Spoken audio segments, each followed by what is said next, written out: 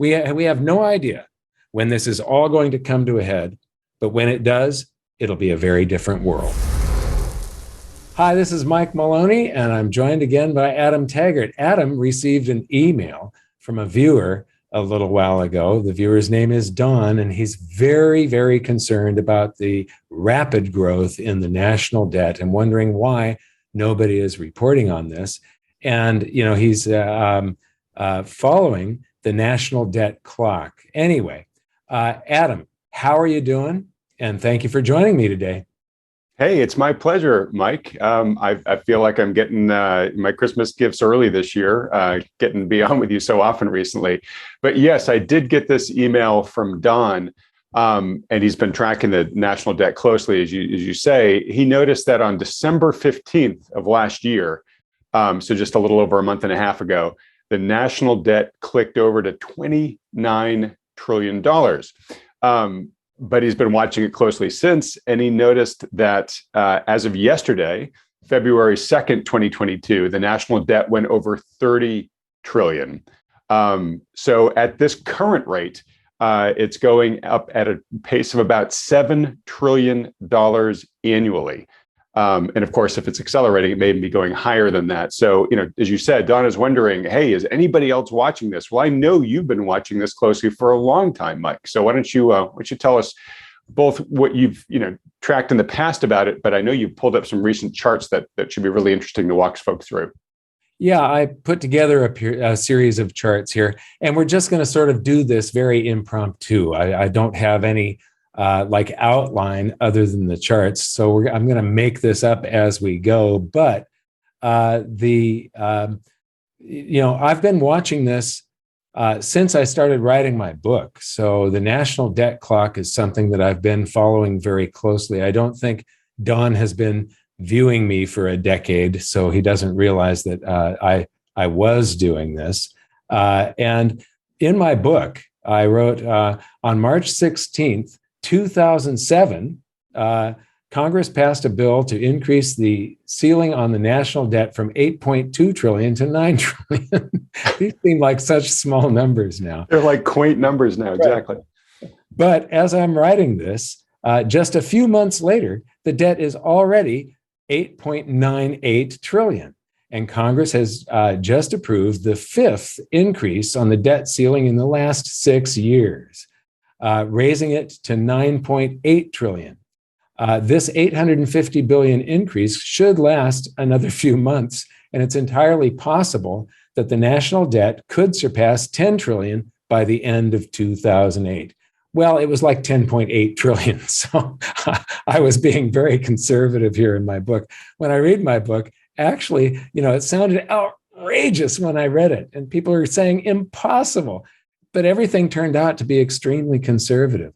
When I go to the next page in the book here, talking about the national debt, I talk about unfunded liabilities. The national, but that's the national debt. Let me see. This means that a newborn baby in the U.S.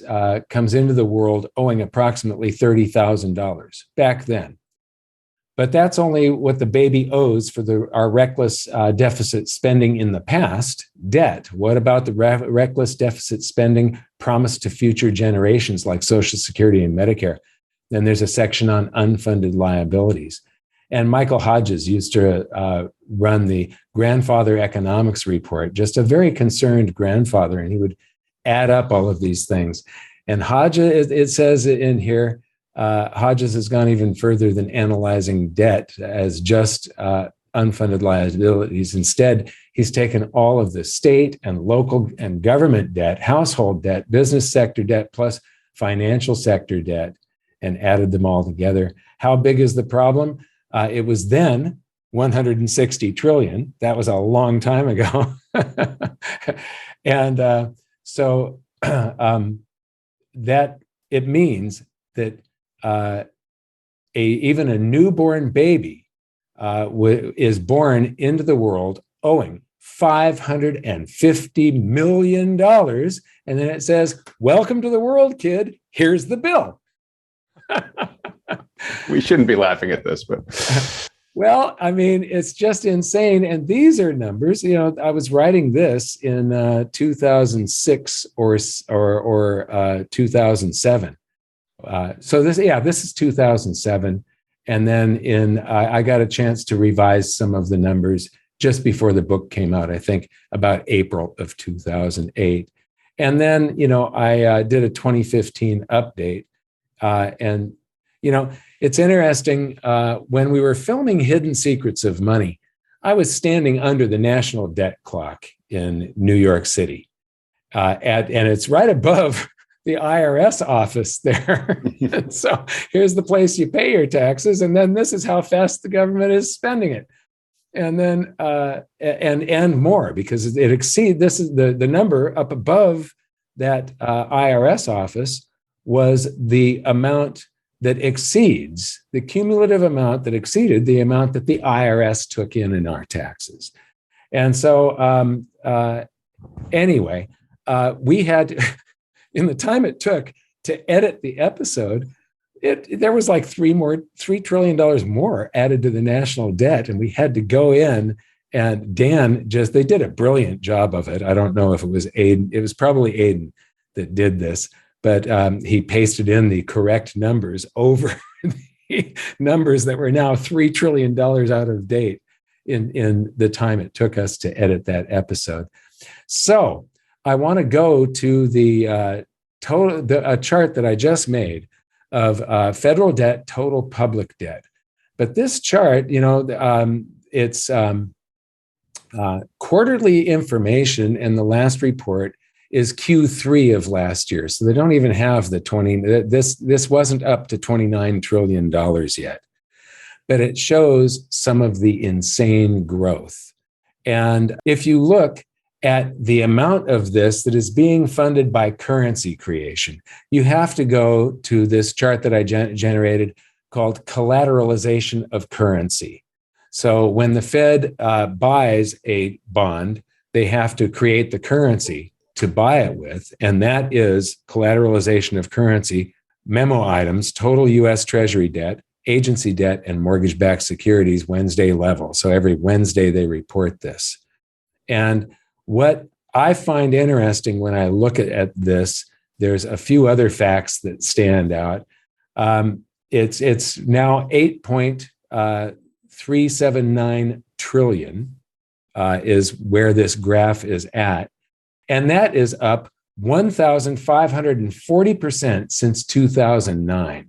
And last year, the increase was almost 23%. So remember this 23% number.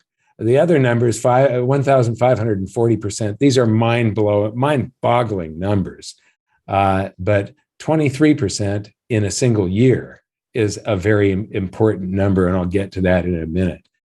And if you look at the rate of growth, I went to a compounding calculator, so you can ignore total interest and stuff like that. What I was interested in is what is the percent of annual growth. So from 2009, when it was 825 billion, to today's almost 10 times more at 8,377, more than 10 times more. I'm sorry. 377 trillion, 8,377 billion. It's an effective annual rate of 10.14% when it compounds out. So this is printing currency at that rate. So unless the economy grows at that rate or faster, this has to cause inflation. And we've had troubles with GDP growth recently, as you know. The collateralization of currency, though, like I said, just last year was 23%. So now I want to go to bank reserves because reserves of depository institutions, bank reserves. The Federal Reserve just gives it a more confusing name for everybody. And you can see that from the 1960s, when it was about $20 billion was all that the banks needed to do all of their interbank settlements and have the books still balance at the end of the day, and nobody was insolvent, to a peak of about 60 billion and then back down to about 40 billion before the 2008 crisis. And then you see this tremendous explosion, and that explosion is now bank reserves, 4.188 trillion. So that is up 10,370% since 2007. And you know, these are sad. I can't help but laugh because I'm laughing at the stupidity of these arrogant economists that are steering the Federal Reserve and the economy and making all these choices for us. It's not possible for something like this to end well. This has to end badly someday. We just don't know what day that's going to be. But the more out of control this gets, so it's up. They've added 10,000% to it. It grew at 33.6% last year. So remember that figure. We've now got the collateralization of currency going up 23% last year. The bank reserves going up 33.6%. Now, bank reserves are so that the banks can do all of this interbank settlement at the end of the day, because basically every bank is sort of broke. They've all got to loan each other and borrow currency from each other at the end of the day. And in 2019, you remember the repurchase agreements, the crisis in the repo markets. There was this giant crisis that was papered over. They wouldn't tell us what happened. Pamela and Russ Martinson have done a phenomenal job of investigative reporting on this. But even when you use the base figure, I'll put up a chart of that here, and the Fed calculates this at about almost half a trillion. It's 445 billion, I think, is the peak there. But it's actually about 4.5 trillion when you look at the trades on the New York Fed's. When it became publicly disclosed finally, which happened just toward the end of last year, it was publicly disclosed. But so that got papered over. That means that with 10,000% more reserves than they had before the crisis of 2008, the banks, this still isn't enough. The banks get into trouble where they're going to be insolvent and there's going to be a banking crisis and everything is going to freeze up and fall apart globally. And the Fed has to come in and add another, so right now it's at 4.5 trillion, but in that repo market, which is not covered by the bank reserves chart, in that repo market, they temporarily added another $4.5 trillion worth of loans to the banks. It just shows you how fragile this system is becoming. So back to the national debt. The national debt in Q1 of 2020 was 23.224 trillion. And at the rate that it has been growing, though, since it rolled over to 29 trillion December 15th, exactly 7 weeks later on February 2nd, it hit 30 trillion. And that is about 3.5% difference divided by the 7 weeks comes out to about 0.5% per week or 26% per year. Now, if you go to Wikipedia and you take a look at the definitions of hyperinflation, there's a bunch of definitions. There's some definitions that say it has to exceed 50% per month. However, the International Accounting Standards Board says that hyperinflation happens when there's a cumulative inflation rate over a 3-year period that exceeds 100%. So what is that per year? Well, I went to a compounding interest calculator to see what the rate of growth would have to be. And it turns out to be 25.9% annually compounds out to $1 deposited at an annual interest rate of 25.9% ends up being $2, which is a 100% inflation after 3 years. And so when it comes to the national debt, we have already reached hyperinflation of the national debt. The collateralization of that debt is 23% of increase over the 26%. So the amount that is being funded by currency creation is about 23%. So that was all of last year. But when you annualize this 0.5% per week, that's 26%. So you're getting close to the Federal Reserve funding all of this reckless spending by just currency creation. And that is exactly what causes hyperinflation. Have you got any comments on that? Wow. Mike, I've been doing a lot of nodding as you've been speaking here. And, I saw you assemble these charts before we hopped on here together to start recording. That was just a masterful connecting of the dots that you have there. I hadn't even come to the conclusion that you just pulled out there in terms of the hyperinflationary rate that we're at right now. That, I think, Mike, is maybe the best argument I've ever heard you make for why owning precious metals is so important right now from a wealth protection standpoint. I think the only other thing I'll note here, looking at this chart of the federal debt, is that this is an exponential chart, right? Which means the growth actually accelerates over time. So even though we're at 25% right now, that is likely to increase further from here. Yes, it will. And so lastly, in my book, I got to update it in 2015. And it says, in the 6.5 years since this book was first published, the national debt has doubled. So this was back in 2015. U.S. financial liabilities exceeded household net worth in 2013. And Dr. Lawrence Kotlikoff just testified to Congress that the fiscal gap is now stands at $210 trillion.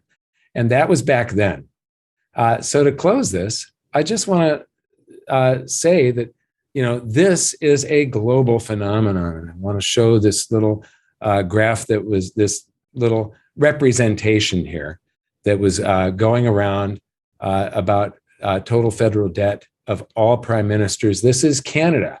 Canada used to be a pretty conservative country, but all of the prime ministers of Canada, cumulatively, they accumulated $634 billion of debt, and Trudeau alone has managed to add another $659 billion. So this acceleration of debt globally is a big problem. It cannot possibly end well. There is, except for precious metals investors, but still, it's going to, when this all, we have no idea when this is all going to come to a head, but when it does, it'll be a very different world. So I want to thank you, Adam, for being here. My pleasure, Mike. Okay, we'll see you next time.